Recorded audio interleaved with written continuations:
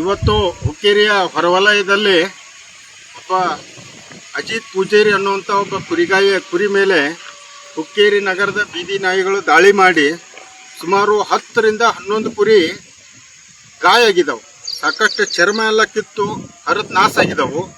ಇನ್ನು 6 ಕುರಿ ಮರಿ ಸತ್ತು ಹೋಗಿದ್ದವು.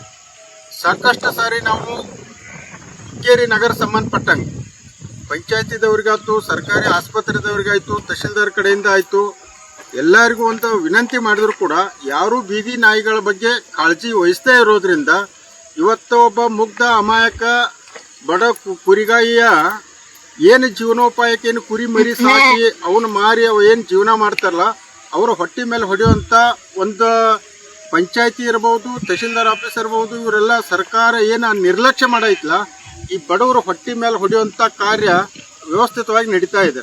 ನಾನು ಕೂಡಲೇ ಹೇಳ್ತಾ ಇದ್ದೀನಿ, ಏನೇನು ಇವತ್ತು ಕುರಿ ಸತ್ತಿದಾವಲ್ಲ, ಕುರಿ ಮರಿ ಸತ್ತಿದಾವ, ಅದು ಕೂಡಲೇ ಪರಿಹಾರ ಕೊಡಬೇಕು. ಕೊಡಲಿಲ್ಲ ಅಂತಂದ್ರೆ ನಾವು ನಾಳೆ ಬೆಳಗ್ಗೆ ಪಂಚಾಯತಿ ಎದುರುಗಡೆ ಕುರಿ ಮರಿ ಸತ್ತದ್ದು ಎಲ್ಲ ತಗೊಂಡು ಹೋಗಿ ಅಲ್ಲಿ ಪ್ರತಿಭಟನೆ ಮಾಡ್ಬೇಕಂತ ಹೇಳಿ ನಾವು ನಿರ್ಧಾರ ಮಾಡಿದ್ದೀವಿ.